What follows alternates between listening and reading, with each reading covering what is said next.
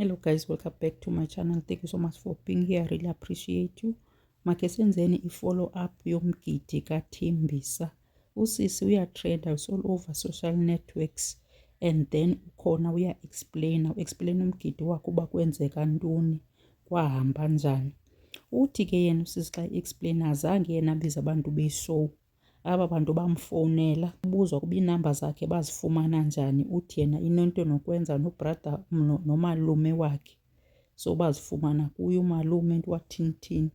Yena azange abafowunele, bamkhangela bona abantu be-show ngokwabo. Into abayenzayo kufika nje kwabo, into yokuqala abayenzayo bambuza i-wish list uba urhalela ntoni.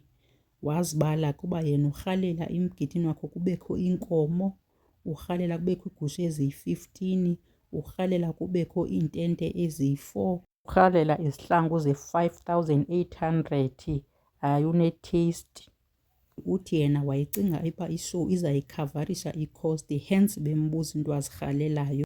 Yena into yakhe ebeyikhonfemile, ibiconfirmed ebezawuyenza into yee-bikes. Uthi yena ii-bikes ebezawuza nazo, so zonke le list ebeyibiza ebecinga fanuba ishow iza kuyibhatalela ngokwayo.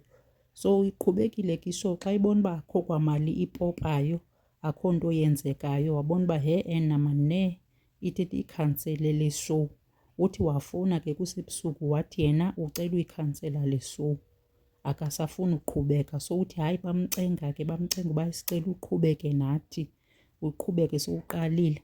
Uthi wathi hayi ndizawukhe ndicinge. Uthi walala. Xa ivuka ekuseni wavuka abantu beshow bekhona kwakhe bezomvusa. Uthi esalele esekwipijama sebelapha bona ngenja ixukuxa, behamba ngequantum. Uthi usisi ke xa ithetha wathi mabame bamlinde ngaphandle. Bahlala ngaphandle bamlinda. Bathe besehleli ngaphandle bemlindile, kwafika oonqevu bayithatha iquantum ye-crew. Yeyi ininzi into ibikulo mgidi, kanti ne-crew ibikhe yahayijekhwa. Uthi akayazi noba loo teksi yade yafumaneka or hayi, kodwa yona iquantum ye-crew ebebehamba ngayo yabiwa, yathathwa ngootsotsi kwakhe ngaphandle. Ihloniphile iKapa. Na usisithembise i-accountability, akho nto ayithathayo athi hayi bendirongo mna. Kaloku awunofuna umgidi wakho uba mawuwenzelwe ngabanye abantu. Ubupleni ngoba bethe ibhajethi yakhe, uthe umgidi usaqala nje wathi ibhajethi yakhe yi-200,000. So loo 200 iye yayotshona phi? Awunofuna umgidi wakho wenzelwe ngabanye abantu. Becinga fanuba ishow iyabhatala. Abantu beshow khange babe transparent enough kuye bamxelele uba ishow ihamba njani, iqhuba njani. Because ngoku uhambe esithi bona bamfaka ngentloko kule nto yalo mgidi. Azange afunde naloo contract, wafika ebebhizi, wafike wayisayina nje baphinde bahamba. Azange ahlale phantsi afunde into yacontract. Uthi yena ke ngokukhanyela kwalaa fam, uthi yena akazi kwalaa fam babemthathe bamsa kuyo, ngabantu beshow abayaziyo laa fam. Kanti ngoku ebefike wathi phaa inkomo ikhona ebeseyikhethile, lo sisi utheni engenanyani nje.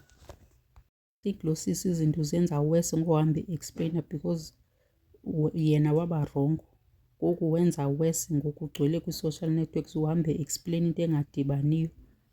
Makakaphole, makaphumle umgidi wakhe uwubandise ngokwakhe. Ufuna ukuzigabanxa, ngoku ufuna ukuzixhoma, afune izihlangu zooma-5,800. Wakhe wasibona phi isihlangu zaloo mali? Sinxitywa abantu abathini? Siyaziyela enyaweni le nto siyiloo mali. Leave it here for now. Thank you so much for watching. See you next time. Bye bye for now. Hayi ke bafazi, the soup thickens. uThembisa Mgidi Mams uphendulile, izebazana liphendulile. Athi ukhathazeke uyinyama into ayenzelwe nguMgidi Mams.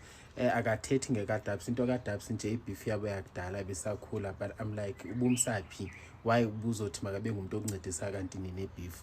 Athi nje yena zange afonele Mgidi Mams, wafonelwa ngabantu bakwaMgidi Mams. Athi akazi kwa i-mall, akazi kwa ishop abamsa kuyo, and zange athena makasiwe khonapho. Andithethi ngeplasi lenkomo. Athi nje kwela plasi lenkomo wayesiwe kulo, akazani kwanela plasi yena. Athi nje inintsi into ayenzelwe uMgidi Mams asafuna uku-expose.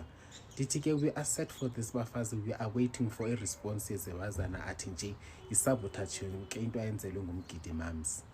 ndithi yho sisazova ke sana, because kaloku ithe mayiqala ishow yena wabesithi uzospenda i-200,000 but in actual fact kwathiwa uspende i-100,000. Sisafuna ukuva uba yinyani naleyo. Inintsi into esisazoyiva apha ke bafazi. Mgidi Mums nantso.